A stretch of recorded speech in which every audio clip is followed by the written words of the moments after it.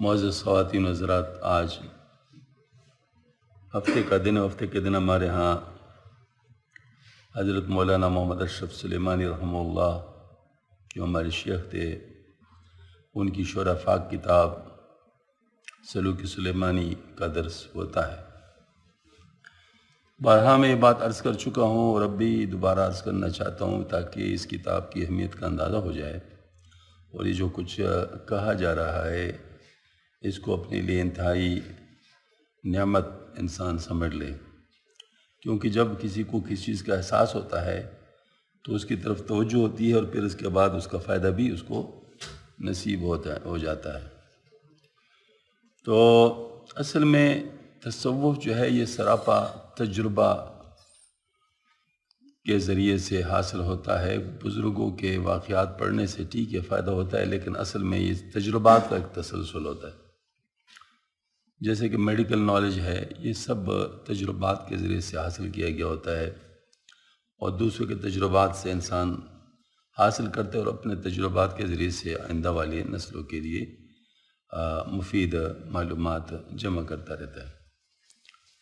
تو جتنے بھی بعد میں آنے والے حضرات تھے وہ گزشتہ حضرات کے تجربات کے حامل ہوتے ہیں، مطلب ان کو اس کے بارے میں علم ہوتا ہے اور اس کے ذریعے سے ان کو فائدہ نصیب ہوتا ہے۔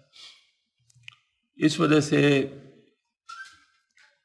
متقدمین کا مقام اگرچہ بہت زیادہ ہوتا ہے اور بہت بڑا ہوتا ہے، لیکن جو متاخرین ہوتے ہیں ان کی باتوں پر عمل کرنا پڑتا ہے، کیونکہ یہ طب کی طرح ہے۔ مطلب طب جو ہے یا میڈیکل نالج ہے، اس میں لیٹسٹ میڈیسن کو دیکھا جاتا ہے کہ جو لیٹسٹ میڈیسن ہوتا ہے اس کے بارے میں لوگ کہتے ہیں کہ وہ ہمیں لیٹسٹ میڈیسن، مطلب جو آخری ریسرچ ہوتا ہے اس کے اوپر لوگ چلتے ہیں۔ تو یہاں پر بھی جو بعد میں متاخرین حضرات ہیں وہ سب کے گوئے کہ متقدمین اور متاخرین جو بعد میں آنے والے ان سب کے تجربات کا نچوڑ پیش کرتے ہیں۔ تو ہمارے شیخ چونکہ اسی دور کے تھے، لہٰذا انہوں نے ان سب سے استفادہ کیا ہے، اور ہمارے پاس جو چیز الحمدللہ حضرت کی برکت سے آئی ہے، تو اس میں ہمیں ہر بزرگ کی وہ جو معرفت کی روشنی کی جھلک ہمیں نظر آتی ہے۔ مجدد صاحب رحمۃ اللہ کی بھی نظر آتی ہے، شاہ اللہ رحمۃ اللہ کی بھی آتی ہے، حضرت تانوی رحمۃ اللہ علیہ کی بھی آتی ہے، سید صاحب رحمۃ اللہ علیہ کی بھی آتی ہے۔ تو یہ سب کی وہ تجربات کا ایک نچوڑ ہمارے سامنے ہے۔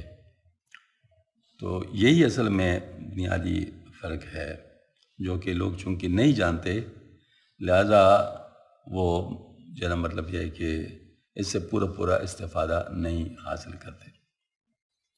تو حضرت نماز کے بارے میں چپٹر شروع ہے، فرماتے نماز کی کیف انگیزیاں ہی ایسے مافوق العادت واقعات کا سبب بنی کہ نماز قربت حق کے اس مقام پر پہنچا دیتی ہے جہاں پر طوی جمال کے سوا کسی کا دیان اور کیف حضوری کے سوا کوئی خیال گوارا نہیں ہوتا۔ نمازی ذات حق سے ہی سرور پاتے ہیں، اسی کا اشتغال اسے شاداں و فرحان رکھتا ہے کہ نمازی کو اس عالم میں نماز ہی میں اللہ تعالیٰ کا انتہائی قرب نصیب ہوتا ہے۔ امام ربانی مجدد سرہند رحمۃ اللہ فرماتے ہیں، دیکھ حوالے کس چیز کا ہے،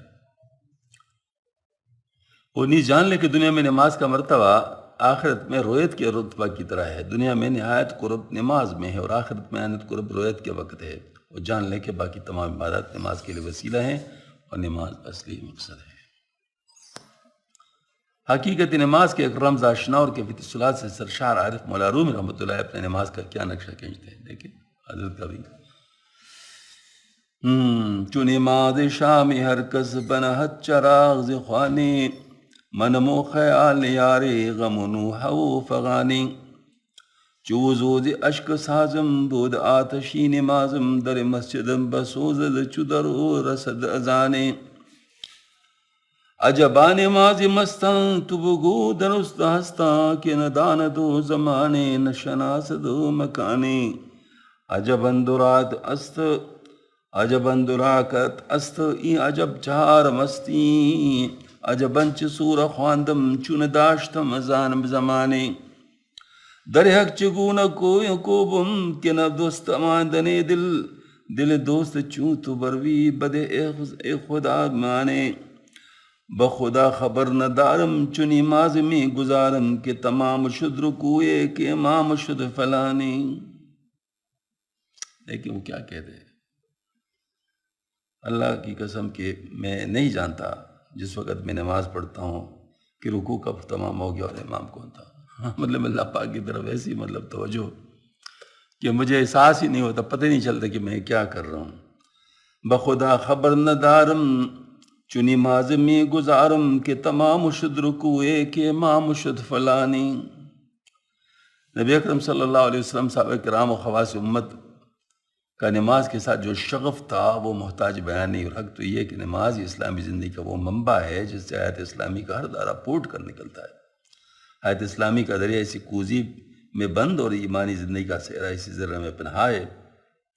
توحید کی شجر کا پہلا ثمر ہی نماز ہے اور اسلامی زندگی کا ہر گوشہ اسی کے پرتوں سے روشن، اسی کے نور سے منور ہے. حضرت شاہ اللہ رحمۃ اللہ حجت اللہ بالغہ میں لکھتے ہیں، جاننا چاہیے کہ نماز تمام عبادتوں سے بڑھ کر عظیم الشان ثبوت کے لحاظ سے سب سے زیادہ یقین اور سب سے زیادہ مشہور رکن ہے، اور نفس انسانی کے اسلام میں سب عبادتوں سے زیادہ نافع اور مؤثر ہے. دوسری جگہ ارشاد فرماتے ہیں، میں کہتا ہوں کہ نماز اسلام کا سب سے بڑا شعار ہے اور اسلام کے علامات میں سے جس کے جاتے رہنے کے سبب اگر اسلام کے فقدان کا حکم کر دیا جت بجا ہوگا کہ اسلام میں اور نماز میں بڑا گہرا اور قوی تعلق ہے. اور جن کو نماز سے کچھ حصہ نہ ملا تو اسلام سے وہ اس چیز کی جس کی پرواہ نہیں کی جاتی وہ کچھ حاصل نہیں کر سکا. حجت اللہ تعالیٰ جلد اول فضل الصلاۃ، یعنی اسے اسلام کا فائدہ نہیں ہوا. نماز کے یہی کمالات ہیں جس کی وجہ سے شیخ احمد رحمۃ اللہ سرندی رحمۃ اللہ فرماتی کہ نماز کو کامل طور پر ادا کر لیا تو گویا اسلام کی صد عظیم حاصل ہو گئی اور خلاصی کے واسطے جبل متین ہاتھ آ گئی. امام ربانی مجدد الافسانی رحمۃ اللہ علیہ اپنے مکتوبات میں نماز کے بارے میں کئی مقامات پر قابل گفتگو فرماتے ہیں. مکتوب 261 میں فرماتے ہیں، جان لے کہ اسلام کے 5 ارکان میں سے نماز دوسرا رکن ہے. نماز تمام عبادات کی جامع اور ایسا جز ہے جو جامعیت کی وجہ سے کل کے حکم میں ہے. اللہ تعالیٰ کے نزدیک تمام مقررہ اعمال سے اونچی ہو گئی ہے، اور وہ دولت رویت جو سرور عالمیہ صلی اللہ علیہ وسلم کو معراج کی رات بہشت میں مسر رہی، اس دنیا میں اتر آنے کے بعد یہاں کے مناسب آپ کو وہ دولت نماز میں حاصل ہوئی. اسی بات سے حضور سے فرماتے تھے، نماز ایمان والوں کی معراج ہے. سب سے زیادہ اعلیٰ قرب جو بندے کو رب سے ہوتا ہے وہ نماز میں ہوتا ہے. یہ آپ سے سن کر ارشاد ہے. حضور نبی اکرم صلی اللہ علیہ وسلم کے کامل تابعداروں کو جامع دولت کا بہت سا حصہ نماز میں حاصل ہے، اگرچہ رویت میسر نہیں، کیونکہ یہ جہاں اس کی طاقت نہیں رکھتا. اگر نماز کا حکم نہ ہوتا تو چہرہ مقصود سے نقاب کون کھولتا؟ چہرہ مقصود سے. اور طالب کی مطلوب کی طرف کون رہنمائی کرتا ہے؟ نمازی غمزدوں کا غم کا سارے، اور نمازی حب الہی کی بیماروں کے لیے سامان راحت ہے. ارحنی یا بلال، اس حقیقت و ماجرہ کی خبر اور رمز و قرہ عینی فی الصلاح، میرے آنکھوں کی ٹنڈک نماز میں، اس مدعا کی طرف اشارہ ہے. وہ تمام اذواق و مواجید اور علوم و معارف اور احوال و مقامات و انوار و الوان تلوینیات و تمکینیات، تجلیات متکیفیہ و غیر متکیفیہ، اور ظہورات متلونہ و غیر متلونہ، اور اس قبیل کی ہر چیز جو نماز سے باہر ملے اور نماز کے حقیقت سے بے خبر ہونے کے سبب ظاہر ہو، ان کا منشا ظلال و امثال بلکہ وہم و خیال ہے.